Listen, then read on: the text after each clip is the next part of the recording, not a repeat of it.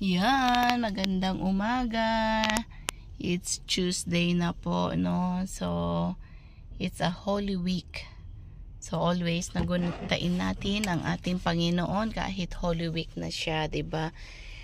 Na muli, syempre, yun nga, siya ay yung, syempre, yung Thursday, and then Friday and Saturday, yan yung paghihirap ni Jesus, and then yung pagkamatay niya sa krus, at yun nga in the third day na siya ay nag-rose. So kasi napaka mahal na mahal niya po tayo. Okay, so yan yung mai-share ko ngayon. May the Lord God bless you, and go on, keep on praying, keep on trusting God, because God love us all, no? Mahal na mahal po tayo ng ating Panginoon.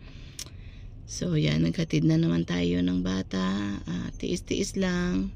Especially mga kapwa ko OFW, tiis lang, no? Kaya pa natin yan. Fight, fight, fight. Tiis lang, makapag-ipon, uwi, diba? Iba talaga pag abroad. Pero kala kasi nila masarap mag-abroad. Yeah, pero hindi nila alam yung hirap, no? Yung talagang iba yung hirap. Nasa ibang bansa ka, ibang lahi, yung mga inalagaan mo, 'di ba? Although syempre dahil naisip natin yung kikitain natin yung sweldo. So yun, may the Lord God bless you, at yun, yun lang mai-share ko. So bye for now.